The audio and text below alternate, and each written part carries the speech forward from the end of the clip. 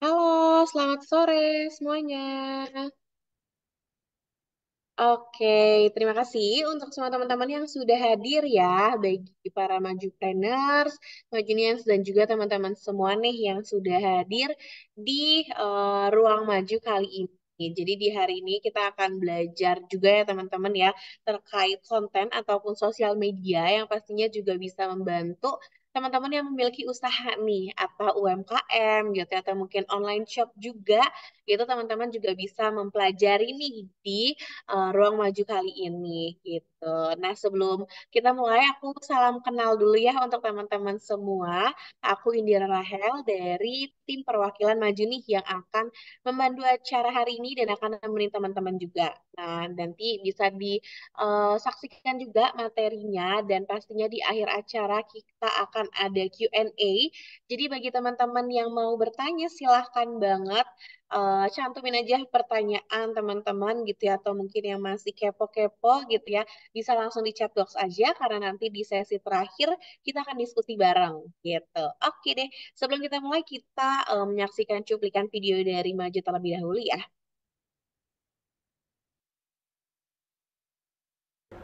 Maju sebagai aplikasi wirausaha lengkap telah membantu banyak UMKM Indonesia untuk mencapai potensi terbaik mereka.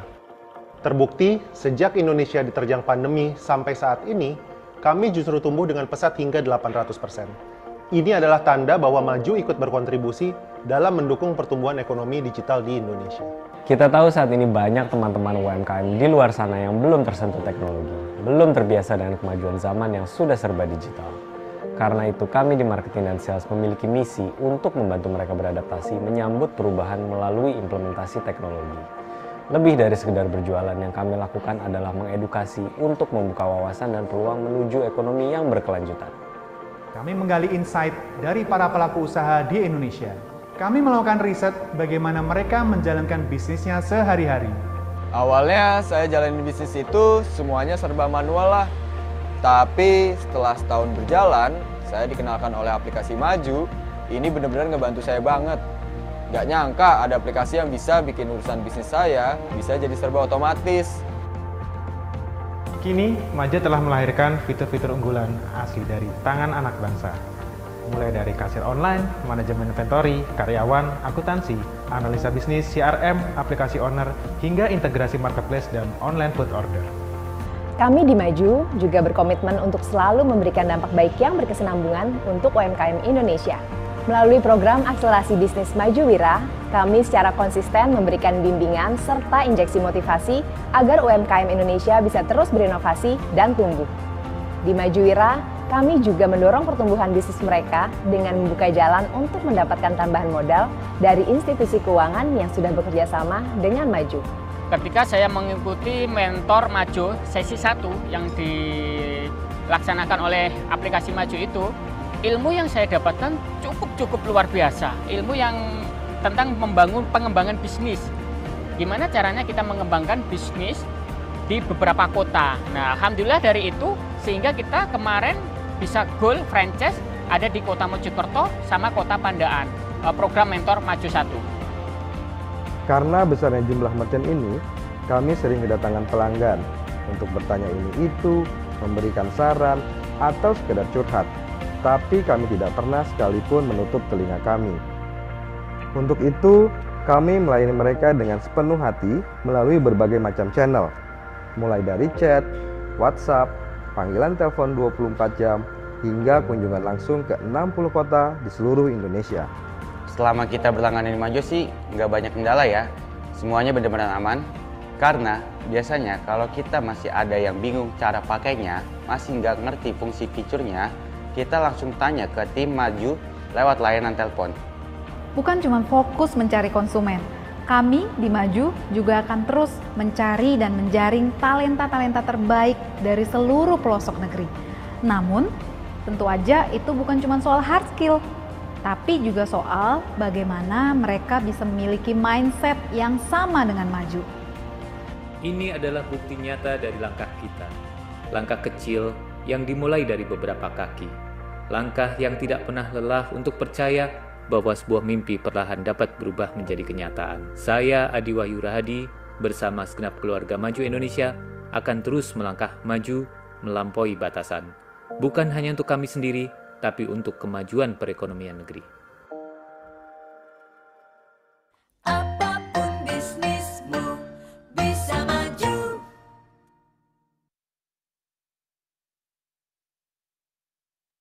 Oke deh, tadi ada video sedikit ya, cuplikan video nih terkait maju gitu. Bagi teman-teman mungkin yang belum tahu maju gitu ya, jadi bisa tahu nih terkait maju kita aplikasi wirausaha. Nah, teman-teman, aku mau share juga gitu ya, di mana di Ruang Maju kali ini kita akan membahas bareng gitu ya, terkait campaign, strategi campaign yang akan dibawakan oleh Kak Sabita. Mungkin aku panggil dulu ya Kak Sabita ya. Halo Kak Sabita, sore. Halo, sore Kak Indira dan teman-teman. Oke, sore-sore. Oke deh Kak Sabita, mungkin boleh langsung kita mulai aja ya, sama nanti di akhir kita buka sesi Q&A juga ya Kak ya. Oke, boleh Kak. Oke, boleh, silakan. Oke, aku minta dari teman-teman maju untuk share screen. Boleh, oke. Oke, sudah. Oke, udah ya. Oke, sebelumnya aku mau nyapa teman-teman. Selamat sore. Thank you atas kesempatannya, teman-teman maju. Akhirnya aku bisa balik lagi ke ruang maju, ngobrol dan diskusi langsung nih sama teman-teman. Nah, di sore hari ini kita ngabuburit sambil belajar mengenai strategic planning untuk influencer marketing. Boleh di slide, next slide, Kak. Oke, sebelumnya perkenalkan, nama aku Sabita. Sejak 2021, aku memang fokus di branding dan di marketing, khususnya untuk UMKM. Untuk specialty utama aku sebenarnya di brand design, kemudian aku expand ke marketing communication, ke strategic planning, dan juga research and analysis khusus untuk UMKM. Nah, like I said before, hari ini kita bakal membahas mengenai strategi perencanaan campaign untuk influencer marketing. Boleh di next, Kak? Oke, jadi ada beberapa riset nih yang ditemukan di tahun lalu, di 2023, yang bisa jadi pertimbangan teman-teman ketika melakukan aktivasi untuk influencer marketing. Jadi dari banyaknya kategori influencer yang berdasarkan besar kecilnya followers, Aspire itu menemukan bahwa nano influencers itu yang paling konsisten dalam memperoleh engagement, yaitu di 4,4%. Kemudian Aspire juga menemukan nih ternyata konten-konten user generated itu bekerja lebih baik dibandingkan konten-konten yang diproduksi langsung oleh brand. Boleh di next, Kak? Oke.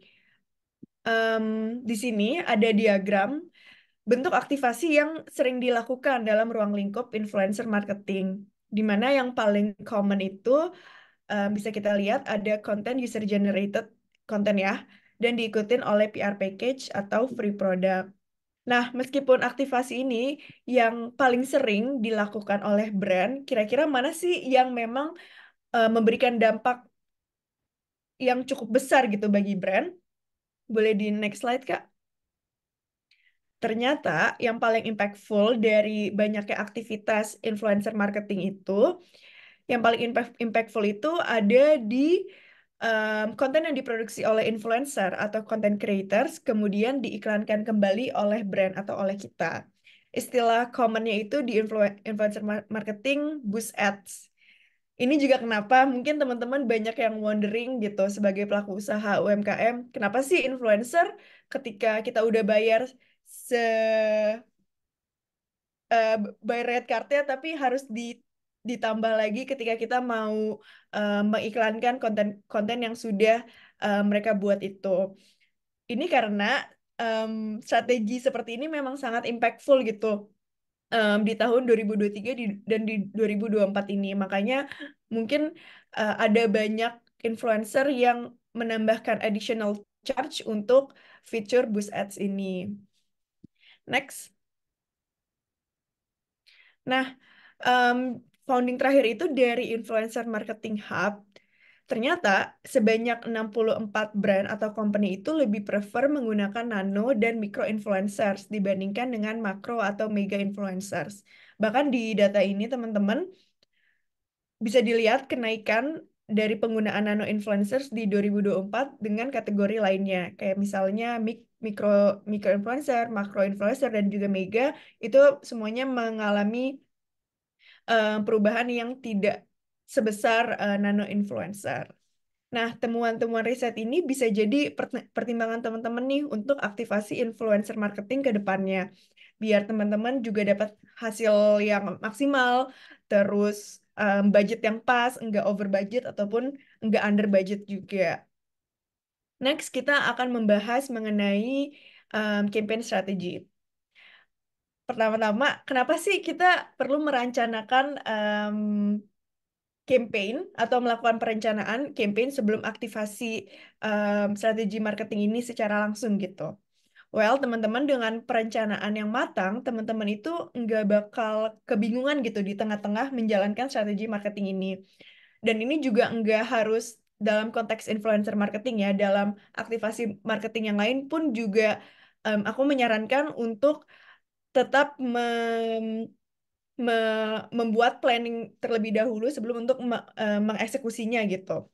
Tujuan adanya perencanaan ini agar teman-teman tahu nih apa yang teman-teman pengen sampaikan sebagai brand, apa yang teman-teman pengen sampaikan ke audiensnya influencer, terus siapa sih audiens atau target yang teman-teman pengen kejar, kenapa teman-teman pengen em, spesifik influencer tertentu untuk mempromosikan produk produk teman-teman, terus pesan apa yang teman-teman pengen sampaikan gitu ke mereka, terus bisa juga terkait berapa budget yang harus teman-teman keluarin dan butuh berapa lama untuk teman-teman menjalankan aktivasi strategi marketing ini gitu.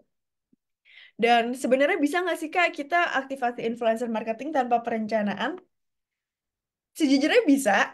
Teman-teman bisa aja langsung approach influencer, minta dibikinin konten. Tapi karena dengan tidak adanya perencanaan ini, teman-teman nggak ada tujuan yang pasti gitu. Selain em, brand atau produk teman-teman itu dipromosiin. Dan ini juga bisa berdampak ke over budgeting. Terus kita juga nggak bisa menilai nih kalau kita nggak ada perencanaan, angka keberhasilan kita itu ada di mana. Jadi aku saranin sih perencanaan sesederhana mungkin itu harus dibuat biar kita enggak over budget dan kita punya tujuan yang pasti untuk menjalankan campaign ini. Dan yang ketiga, terus gimana Kak cara kita menyusun perencanaan ini?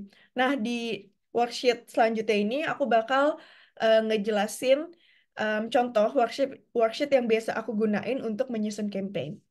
Boleh di next Kak? Oke. Jadi, ini adalah worksheet yang biasanya aku gunain untuk menyusun atau merencanakan rencana penggunaan strategi marketing yang berbasis campaign atau berbasis project. Jadi, teman-teman, gampang nih teman-teman tinggal mengadopsi tabel ini dengan mengidentifikasi setiap komponen-komponennya. Jadi yang pertama itu mengenai goals. Di sini teman-teman mengidentifikasi tujuan utama teman-teman menjalankan campaign atau tujuan teman-teman menggunakan marketing strategi tertentu gitu. Kayak misalnya goals-nya itu adalah aku mau meningkatkan awareness kepada audiens di, for example, di Pasar Santa mengenai toko baru kita yang ada di lantai 2 gitu. Nah, key objektifnya apa nih? Untuk key objektif itu teman-teman tentuin sendiri berdasarkan matriks yang bisa dihitung dari platform kita gitu. Kayak misalnya untuk influencer marketing berarti teman-teman bisa ngasih target KPI berdasarkan post engagement. Misalnya berapa likes, berapa post views, berapa comments, berapa shares, saves. Begitu juga misalnya teman-teman ada link yang di-attach gitu. Teman-teman juga bisa menghitung berapa link clicks yang di-generate dari link tersebut. Nah, itu teman-teman masukin ke dalam key objective atau KPI-nya. Kemudian yang ketiga itu campaign message. Nah, campaign message ini juga menyesuaikan dengan kebutuhan teman-teman. Let's say misalnya tadi di goals-nya itu untuk raise awareness gitu ya. Berarti campaign message yang mau disampaikan apa nih? Apa yang mau kita sebagai brand itu mau kita sampaikan ke masyarakat? Misalnya, apakah produk kita sekarang menggunakan bahan baku yang lebih baik gitu, atau misalnya packaging kita sekarang menggunakan bahan dari recycle gitu. Atau misalnya campaign message juga bisa sifatnya itu promosional. Misalnya kita sedang berkolaborasi dengan em, influencer A atau grup band A untuk menyalurkan dana bantuan ke bencana apa. Nah, itu juga bisa masuk ke dalam campaign message. Jadi, campaign message ini juga menyesuaikan kebutuhan teman-teman sebagai brand. Kemudian yang keempat itu channel. Channel ini em, ibaratnya platform yang teman-teman mau gunakan untuk menyampaikan campaign message tersebut.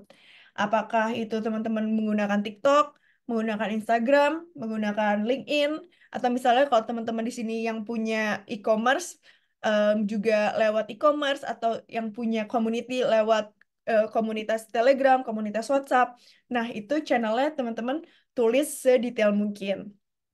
Kemudian yang kelima itu target audience. Aku saranin kalau teman-teman membuat marketing campaign, apalagi yang em, jaraknya itu pendek, 1 bulan, 3 bulan, teman-teman harus bikin target audience itu sangat amat spesifik gitu. Kayak misalnya ada toko hijab di Bandung gitu ya. Dia mengeluarkan series Raya Collection di bulan April ini, di awal bulan April ini. Nah, target audiensnya siapa? Kira-kira siapa sih yang tertarik dengan produk kita? Pertama, pasti ibu-ibu, karena pasti ibu-ibu yang lebih sering mempunyai kecenderungan untuk membeli baju Lebaran. Kemudian misalnya anak muda, first jobber. Terus yang ketiga, anak muda. Nah, dari situ kan kita udah sedikit lumayan spesifik gitu, berdasarkan gender dan juga berdasarkan umur. Nah, teman-teman juga bisa lagi nih lebih spesifik berdasarkan geografis. Misalnya, karena tokonya di Bandung, teman-teman bisa fokus target audiensnya itu bisa di Bandung, terus bisa di Cimahi, di Tasikmalaya, di Jatinangor, di Sumedang. Jadi, teman-teman harus mengerucutkan lagi geografi target audiens teman-teman biar em, lebih optimal gitu. Kemudian selanjutnya itu yang nomor 6, deliverable. Nah, untuk deliverable ini sebenarnya format konten sih. Format konten yang dibuat atau yang teman-teman pengen bikin bersama influencer.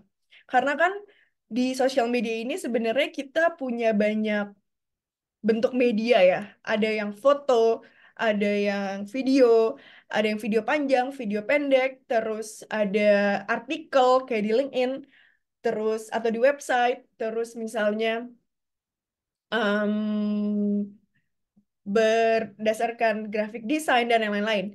Nah, deliverable ini lebih teman-teman breakdown ke format yang teman-teman pengen gunain gitu. Kayak misalnya teman-teman pengen bikin iklan, teman-teman pengen kerjasama dengan influencer untuk bikin giveaway. Bisa aja teman-teman menggunakan format foto dibandingkan dengan format video. Begitu juga sebaliknya teman-teman bisa menggunakan format video dibandingkan format foto. Jadi tergantung dengan kebutuhan teman-teman dan juga teman-teman juga perlu lihat ini sih. Kira-kira dari pilihan yang dikasih oleh influencer tersebut, kira-kira yang paling suitable itu dengan budget dan matriksnya si influencer ini yang mana gitu. Kemudian nomor 7, periode jangka waktunya. Misalnya teman-teman mau bikin campaign Lebaran atau Raya Collection, berarti kan mau nggak mau kita mulai dari kemarin, akhir Maret kemarin sampai minggu ini, atau misalnya dari awal bulan April sampai dengan minggu ini, kayak gitu. Jadi periodnya itu juga ditentukan gitu. Em, jadi nggak bisa nih kita bikin campaign, misalnya kita bikin campaign produk launching gitu ya, terus kita nggak bikin periode waktunya gitu. Kita bakal launching terus-terusan produk baru setiap bulan. Nah, itu kurang apa ya? Bukan kurang baik, tapi kurang tepat aja lah untuk company kita ngeluarin produk baru terus-terusan tanpa ada end goal-nya sendiri gitu. Kemudian untuk budgeting yang tadi aku bilang, teman-teman harus consider karena gini, budget marketing, apalagi digital marketing kan itu pasti nggak banyak kan, pasti terbatas gitu. Nah, teman-teman harus bisa nih mengalokasikan budget marketing itu yang tepat. Karena kan nggak mungkin semua budget marketing yang teman-teman punya itu bakal didistribusiin ke influencer marketing. Pasti teman-teman bakal mendistribusiinnya ke channel-channel marketing lainnya, kayak misalnya ke iklan, terus ke event marketing, atau misalnya dengan media tap in dan yang lain-lain. Jadi aku saranin budgeting itu teman-teman coba distribute dengan rata sesuai dengan kebutuhan teman-teman gitu. And then selanjutnya content details. Content details ini berisi content brief yang nanti aku bakal ngejelasin lebih lanjut lagi mengenai detail content brief itu apa. Dan yang terakhir, evaluasi. Nah, evaluasi ini bakal diisi once teman-teman sudah menjalankan campaign ini gitu. Nah, di evaluasi ini apa aja sih yang bisa kita evaluate gitu. Yang pertama, tentunya kita bisa melihat dari key objektifnya. Dari konten-konten yang sudah dipublish oleh influencer, gimana matriksnya? Apakah sesuai dengan target yang sebelumnya kita tentuin, atau ternyata optimize, atau ternyata jauh lebih better dari target yang udah kita bikin. Nah, itu dimasukin semua ke evaluasi. Dan in the end, itu bisa jadi pertimbangan teman-teman nih selanjutnya. Apakah teman-teman bakal tetap menggunakan gaya video storytelling, atau teman-teman bakal menggunakan platform TikTok, dan seterusnya. Jadi evaluasi itu untuk pertimbangan campaign selanjutnya. Boleh di next, Kak?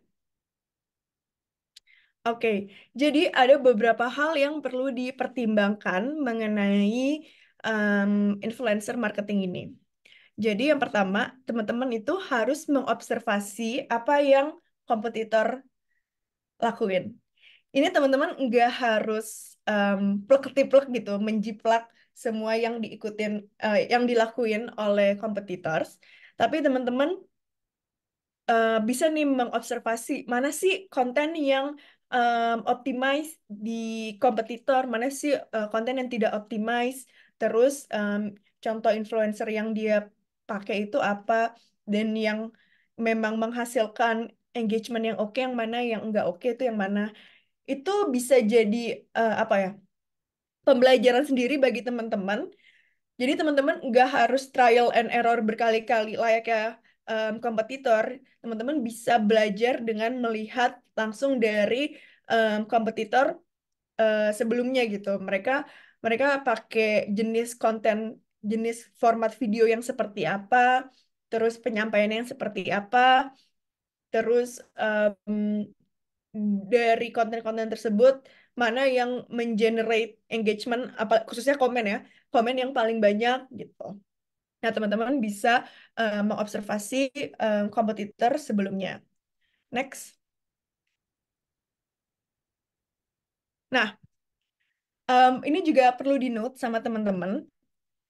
Campaign teman-teman itu nggak harus sesuatu yang berbeda, nggak harus sesuatu yang novel, nggak harus sesuatu yang baru.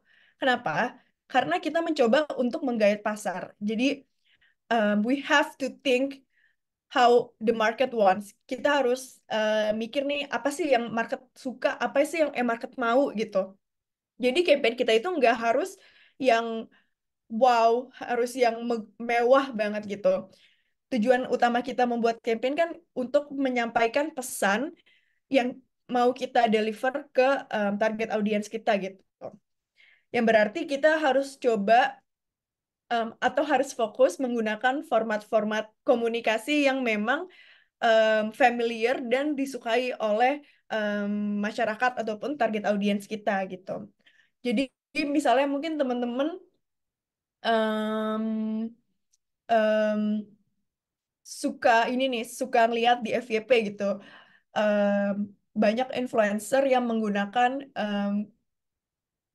konten-konten konten-konten yang trending atau yang viral sebagai bagian dari promotionnya. Ya, itu karena eh, kita memang mau mengcraft atau menyusun sebuah pesan dari platform komunikasi yang sudah familiar bagi audiens gitu. Karena kalau misalnya kita coba bikin yang baru nih, walaupun tetap ada kemungkinan suksesnya em, audiens menerima pesan kita, tapi em, cara penyampaian kita itu nggak terlalu familiar dengan format-format baru seperti ini gitu. Jadi teman-teman nggak harus selalu campaign itu dibuat berbeda dan mewah banget. Oke, next. Oke, dan yang terakhir, em, teman-teman tadi aku kan udah sempat mention tentang ternyata strategi marketing, strategi influencer marketing yang paling berdampak itu mengenai iklan yang kita pasang di konten em, influencer yang sudah memproduksi produk kita gitu kan ya. Nah, ini bisa jadi pertimbangan teman-teman ketika teman-teman mau menggunakan kategori influencer. Misalnya teman-teman punya budget 10 juta nih. Teman-teman punya budget 10 juta, terus teman-teman ada pilihan. 10 juta bisa untuk satu makro influencer, 10 juta bisa buat dua 10 juta untuk satu mega influencer, 10 juta untuk dua makro influencer, terus 10 juta untuk tiga mikro influencer, atau 10 juta untuk 7 nano influencer. Nah, itu jadi pertimbangan teman-teman. Kenapa? Karena fitur-fitur influencer marketing itu kan lumayan banyak ya. Pasti itu ada tambahan yang teman-teman pengen tambah di video tersebut di luar rate card utamanya gitu, di luar rate card videonya. Let's say misalnya rate card videonya itu sebanyak 1,5 per video untuk nano influencer. Nah, teman-teman pengen menyematkan keranjang kuning atau teman-teman pengen menyematkan link di bio atau teman-teman mau menyematkan fitur kolaborator di Instagram. Itu biasanya dikasih additional charge lagi oleh influencernya. Makanya budgeting di awal itu sangat penting karena biar enggak over budgeting dan enggak boncos. Kayak kalau misalnya kita nggak punya em, planning budget sebelumnya itu pasti kerasa banget boncosnya gitu. Tapi kalau misalnya kita udah ada em, batasan minimum dan maksimalnya, kita bisa mengoptimalisasikannya dari situ. Oke, next. Oke, kita ngebahas mengenai efektivitas dari content brief. Jadi tadi di worksheet yang pertama itu aku sempat mention mengenai content details atau content brief yang disampaikan ke influencer. Nah, content brief ini sebenarnya sebuah dokumen yang berisi panduan em, untuk influencer agar campaign message yang kita bikin itu em, disampaikan dengan baik nih oleh influencer kepada target audiens kita. Jadi untuk konten brief itu seenggaknya harus terdiri dari 3 poin ini. Yang pertama itu menyediakan ringkasan dari project, kemudian em, details atau rincian mengenai produk treatment yang influencer harus lakukan. Terus yang ketiga, menyediakan contoh konten ataupun script agar em, influencer tuh tahu bayangannya yang kita mau itu seperti apa. Boleh di next, Kak? Oke. Nah, ini salah satu content brief yang teman-teman bisa adopsi. Sebenarnya untuk content brief itu bisa lebih general lagi dari ini atau bisa lebih detail lagi dari ini, tergantung teman-teman akan bekerja sama dengan siapa gitu. Nah, kalau misalnya dari yang aku bikin ini cukup sederhana. Yang pertama, teman-teman tinggal tulis nih. Ini teman-teman bisa nulis di Google Slides atau di Google atau di Word atau misalnya lewat chat langsung, misal teman-teman langsung ngechat influencernya kan, bisa langsung dengan format seperti ini. Jadi yang pertama, influencernya, ini content brief ini ditujukan ke influencer siapa, tulis username-nya, kemudian konten delivery-nya, teman-teman mau konten yang diproduksi oleh influencer ini ditayangkan di mana? Apakah di TikTok, apakah di Instagram, apakah di Twitter, di LinkedIn, sesuai kebutuhan teman-teman. Dan kalaupun memang multi platform dengan deliverable yang berbeda, teman-teman langsung tulis aja konten delivery, TikTok, terus Instagram Reels, Instagram Feeds, Instagram Story kayak gitu. Terus publication date, tanggal publikasi. Biasanya brand bisa ngunci duluan, ngetek duluan tanggal berapa, tapi ada beberapa influencer yang tidak bersedia. Jadi tanggalnya itu sesuai dengan ketersediaan influencer di hari itu.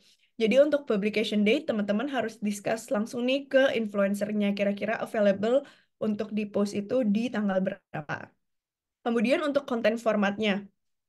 Kan sekarang banyak nih bentuk-bentuk konten format. Teman-teman bisa milih yang sesuai itu apa, kayak misalnya konten store visit, kemudian mungkin a day in my life, product review, mix and match, atau misalnya bagi-bagi bagi-bagi free product ke orang-orang. Nah, itu konten formatnya teman-teman sesuaikan sendiri gitu.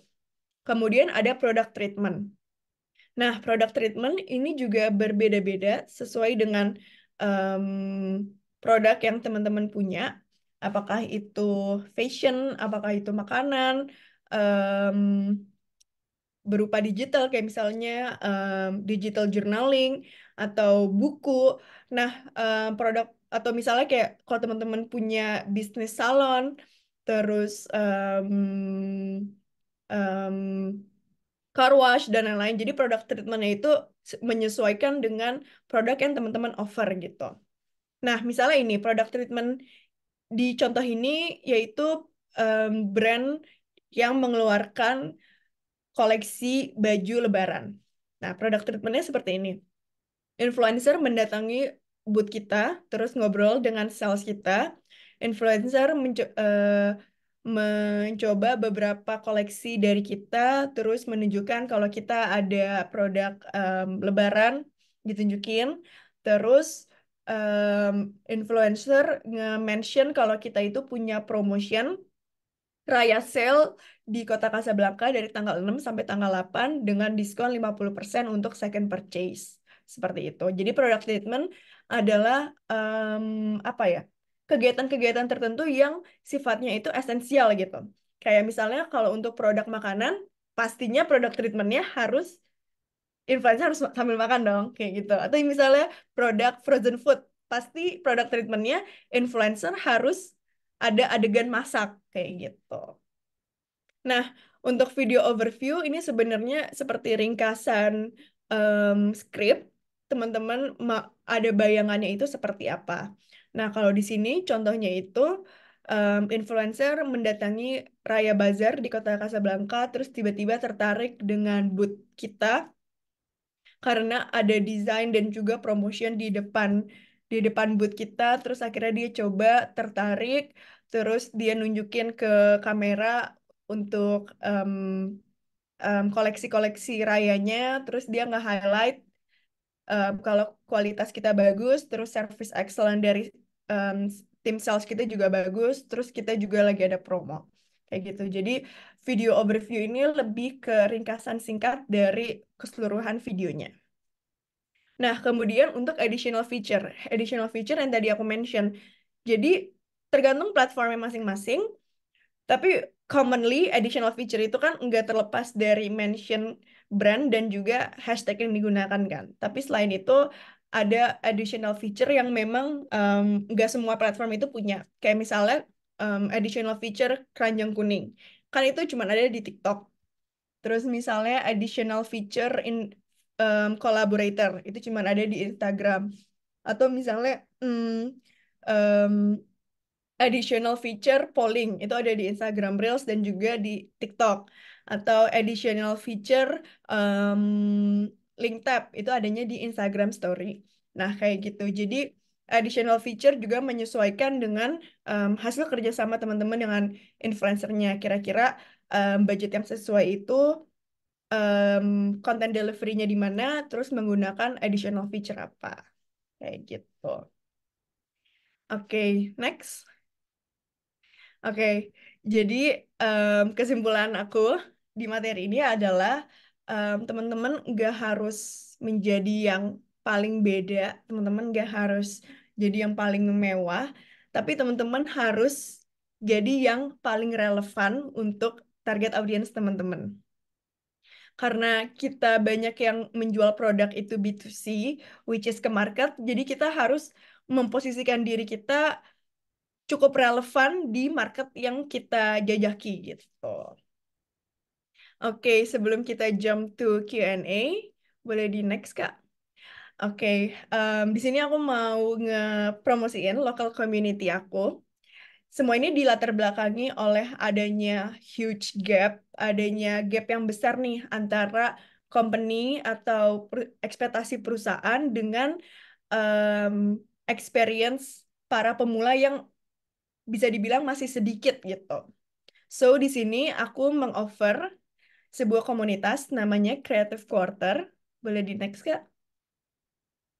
Oke, jadi Creative Quarter ini merupakan komunitas terbuka untuk para pemula untuk belajar mengenai kehidupan dan persiapan dunia profesional gitu. Dan di sini Creative Quarter juga bakal membantu para brand, perusahaan, UMKM untuk mencari em, talenta-talenta baru yang dihasilkan dari em, community yang kita bangun ini gitu. Next, karena Indian kita itu pengen berada di environment atau lingkungan yang bisa membuat diri kita berkembang gitu. Jadi memang um, Creative Partner ini ditujukan untuk teman-teman yang pengen belajar lebih dalam mengenai kehidupan profesional dan khususnya di dalam dunia branding dan juga marketing. Next. Jadi kalau misalnya teman-teman mau bergabung, bisa mengakses link ini, bit.ly/neophyte registration. Di Creative Quarter ini kita bakal take part dalam career building, terus self-development class, networking, dan yang terakhir juga membantu untuk mencarikan mentor yang sesuai dengan kebutuhan teman-teman. Oke, Kak Indira, I think dari aku cukup segini. Kita bisa geser ke Q&A. Oke, thank you so much Kak Sabita. Tadi sesinya cukup detail banget ya, sampai udah ada contoh-contohnya juga gitu ya, yang bisa teman-teman ikutin, bisa teman-teman contoh juga ya, sesuai dengan bisnis teman-teman. Kalau misalnya mau menggunakan strategi nih, influencer marketing. Nah, mungkin ada beberapa yang udah tanya di chat box nih Kak Sabita, aku coba bacakan ya. Oke. Yang pertama itu dari Kak Sandi. Untuk yang baru memulai usaha, lebih baik langsung branding pakai influencer atau dengan ads ya, Kak? Boleh nih, Kak. Oke. Halo Kak Sandi. Em, Sebenarnya untuk ads ataupun influencer kan dua-duanya itu bertujuan untuk em, meningkatkan awareness masyarakat mengenai brand yang baru kita launching ini ya. Kalau menurut aku, em, Kak Sandi bisa pakai ads ketika udah jalan beberapa bulan gitu ya. Jadi ibaratnya untuk mendorong atau mempush konten-konten yang sebelumnya udah launching gitu. Jadi kalau saran dari aku mendingan pakai influencer aja atau mungkin kayak tadi aku bilang pakai influencer terus konten influencernya diiklanin gitu. Jadi bisa langsung dua dua kali.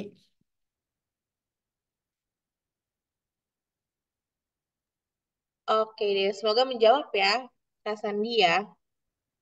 Oke, kita lanjut ke pertanyaan kedua di chat box. Ada dari Mas Seger Sutrisno.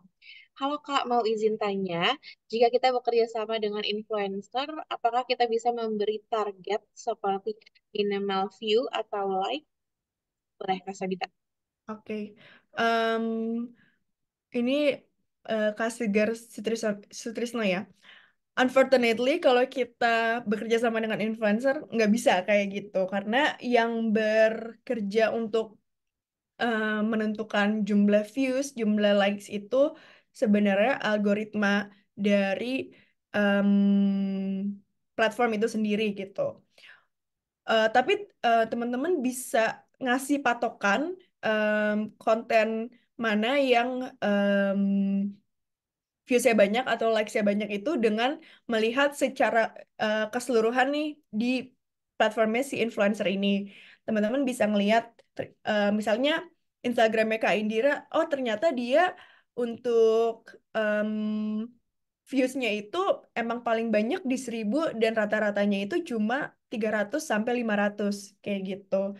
Jadi memang untuk KPI tersebut kita nggak bisa mematokin atau menuntut minta langsung ke influencernya gitu. Oke, thank you Kak. Seger Sutrisno atas pertanyaannya. Jadi lebih menyesuaikan ya Kak ya. Jadi kita pun juga harus mengenali influencer yang pengen kita Mm-mm. ajak kerja sama juga gitu ya. Jadi lebih ke mencocokkan juga nih dengan konten mereka sama produk kita gitu berarti ya. Oke, oke. Nah, aku udah ada yang masuk private juga nih, Kak Sabita, ke Zoom aku. Ini dari Mas Ari Banyuwangi. Pertanyaannya adalah, apakah semua usaha bisa menggunakan jasa influencer? Nih, Kak.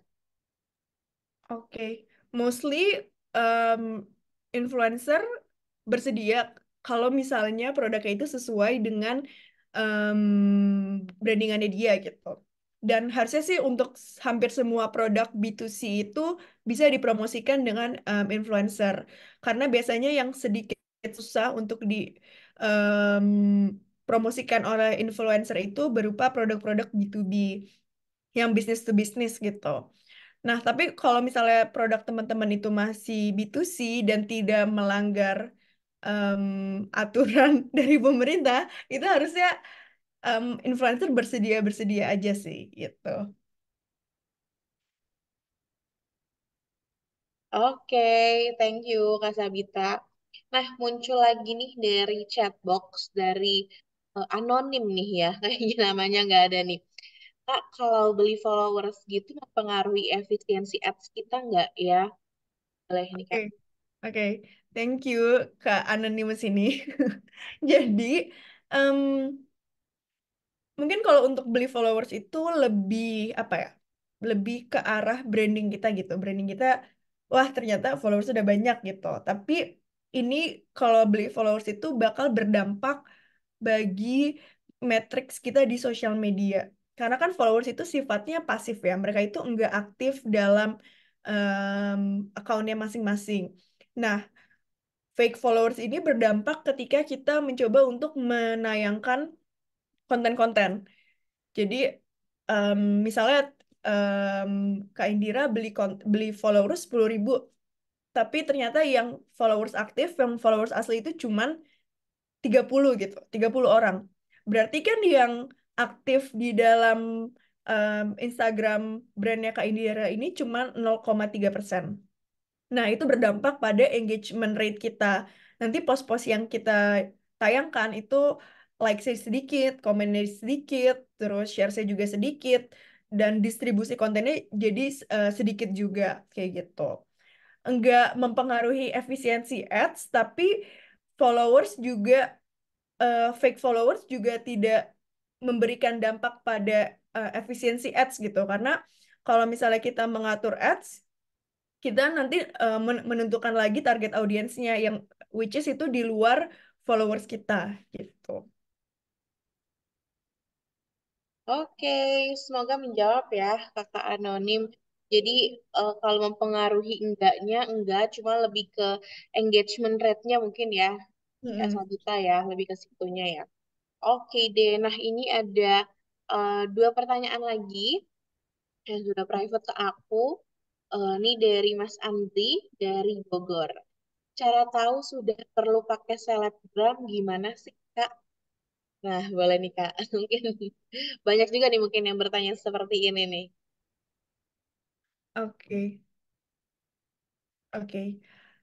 Em, Sebenarnya untuk influencer marketing itu em, preferensi teman-teman sih, karena ada beberapa brand yang memang dia lebih stick to ads dan nggak mau pakai influencer. Karena misalnya influencer kan pasti produknya itu not necessarily honest review misalnya. Atau misalnya menggunakan influencer itu terlalu over budgeting. Ada orang-orang yang mikir kayak gitu. Nah, em, kapan kita merasa kita butuh influencer? Kalau menurut aku, ketika teman-teman kepingin memperluas target audiens teman-teman. Karena salah satunya itu melalui influencer gitu. Jadi misalnya teman-teman punya punya audiens di Jakarta doang nih.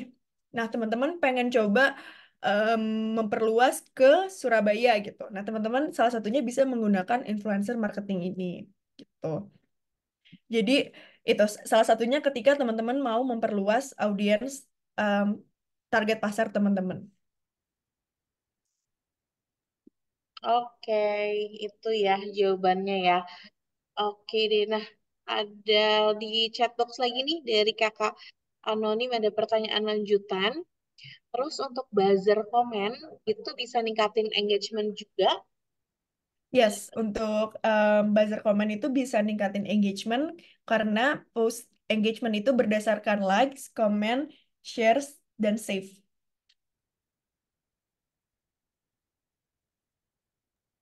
Oke deh, berarti untuk yang tadi ya, komen, like, share, and save tuh ternyata ningkatinnya lebih ke engagement ya. Oke, nah mungkin itu bisa digunakan juga tuh teman-teman tuh. Oke, nah mungkin satu lagi Kak Sabita gitu ya pertanyaannya dari aku dari Blitar. Boleh dong Kak Sabita ada contoh rekomendasi selebgram yang ramah UMKM siapa ya? Boleh Oke. Kak? Tergantung sama industrinya sih, Kak. Oke. Em, Kalau industri kakaknya di bidang apa? Nah, pertanyaannya kayaknya general ya Kak ya. Heeh. UMKM general. Cuma mungkin kalau untuk maju trainers teman-teman nih kebanyakan di F&B sih kita. Oke.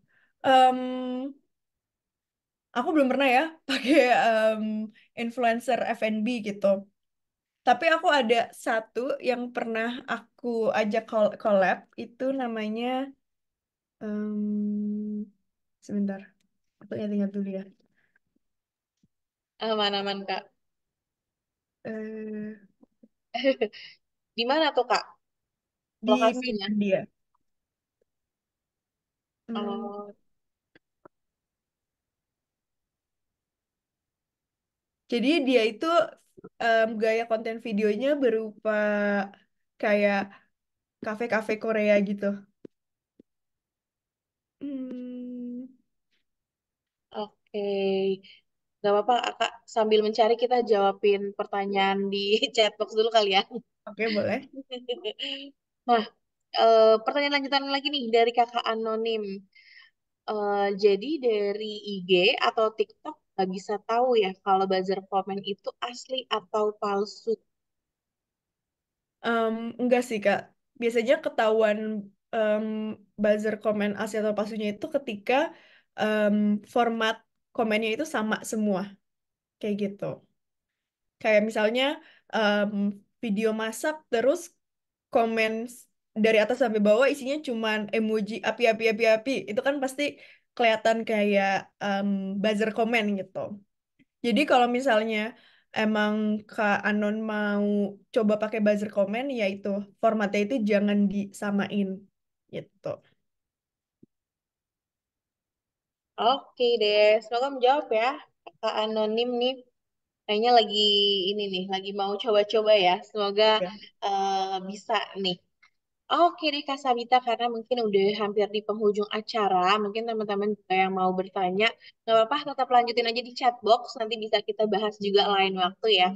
Nah mungkin sebelum menutup acara, boleh dong dari Kak Sabita, Kak, closing statement gitu ya, untuk menyemangati teman-teman juga nih, yang mungkin baru mau mulai untuk apa strategic marketingnya di sosial media, dan lebih oke lagi lah dalam usahanya. Boleh Kak Sabita.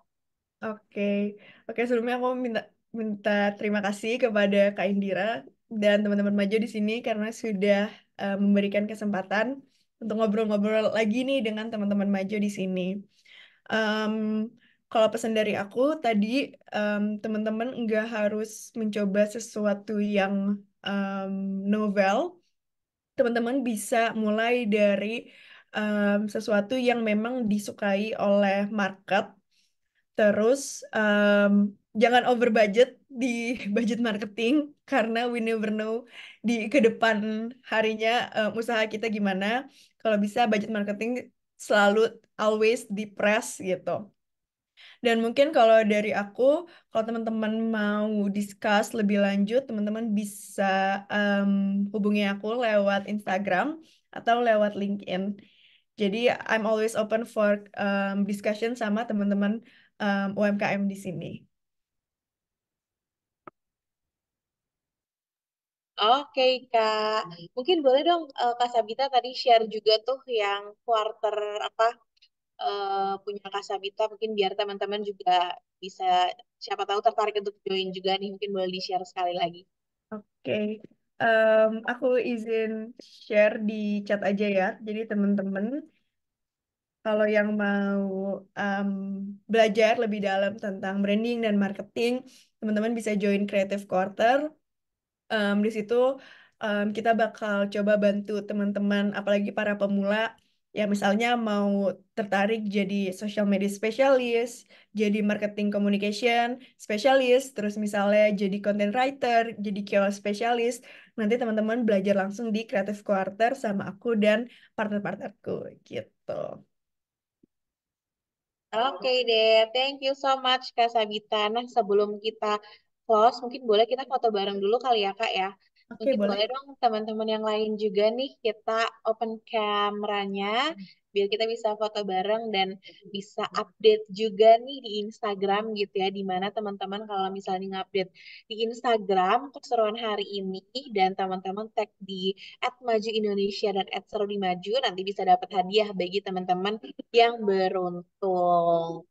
Nah, tadi juga Kak Sabita open to discussion juga bagi teman-teman yang mungkin masih tertarik untuk lebih dalam ya memahami influencer marketing ini, bisa banget ke Instagramnya Kak Sabita atau LinkedIn-nya, ataupun juga ke apa nih company-nya Kak Sabita nih yang sudah ada di chat box. Nah, oke, udah ada beberapa yang open cam, boleh yuk yang lainnya kita open cam lagi biar kita ramean nih open cam-nya. Oke, bisa menghadap kamera semua ya. Oke, satu, kita tag 2 kali ya. Satu, dua, tiga.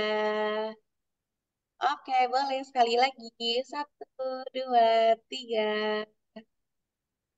Oke deh, sip. Terima kasih teruntuk Kak Sabita atas ilmu-ilmunya hari ini. Semoga kita bisa collab lagi ya Kak, bisa berbagi ilmu juga nih ke teman-teman Majupreneurs, Majunians, dan teman-teman lainnya. Thank you juga untuk teman-teman yang sudah hadir. Ruang Maju dan Kelas Maju tetap akan hadir di setiap hari Jumat di jam 3 sore waktu Indonesia bagian Barat. Jadi teman-teman boleh banget luangin waktunya 1 jam aja di jam 3 WIB di setiap hari Jumat, di mana teman-teman bisa dapat ilmu-ilmu terkait ruang maju ataupun terkait produk maju juga nih. Nah, mungkin bisa langsung kita close aja ya. Mungkin aku Indira Rahel pamit undur diri. Terima kasih semuanya. Selamat sore. Thank you, Kak Sabita. Sore, thank you semuanya. Sore semuanya. Thank you.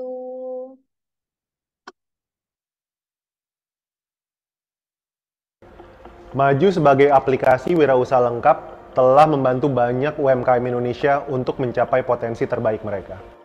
Terbukti, sejak Indonesia diterjang pandemi sampai saat ini, kami justru tumbuh dengan pesat hingga 800%. Ini adalah tanda bahwa Maju ikut berkontribusi dalam mendukung pertumbuhan ekonomi digital di Indonesia. Kita tahu saat ini banyak teman-teman UMKM di luar sana yang belum tersentuh teknologi, belum terbiasa dengan kemajuan zaman yang sudah serba digital. Karena itu kami di Marketing dan Sales memiliki misi untuk membantu mereka beradaptasi menyambut perubahan melalui implementasi teknologi. Lebih dari sekedar berjualan, yang kami lakukan adalah mengedukasi untuk membuka wawasan dan peluang menuju ekonomi yang berkelanjutan. Kami menggali insight dari para pelaku usaha di Indonesia. Kami melakukan riset bagaimana mereka menjalankan bisnisnya sehari-hari. Awalnya saya jalanin bisnis itu semuanya serba manual lah. Tapi setelah setahun berjalan, saya dikenalkan oleh aplikasi Maju. Ini benar-benar ngebantu saya banget. Gak nyangka ada aplikasi yang bisa bikin urusan bisnis saya bisa jadi serba otomatis. Kini, Maju telah melahirkan fitur-fitur unggulan asli dari tangan anak bangsa. Mulai dari kasir online, manajemen inventory, karyawan, akuntansi, analisa bisnis, CRM, aplikasi owner, hingga integrasi marketplace dan online food order. Kami di Maju juga berkomitmen untuk selalu memberikan dampak baik yang berkesinambungan untuk UMKM Indonesia. Melalui program akselerasi bisnis Maju Wira, kami secara konsisten memberikan bimbingan serta injeksi motivasi agar UMKM Indonesia bisa terus berinovasi dan tumbuh. Di Maju Wira, kami juga mendorong pertumbuhan bisnis mereka dengan membuka jalan untuk mendapatkan tambahan modal dari institusi keuangan yang sudah bekerja sama dengan Maju.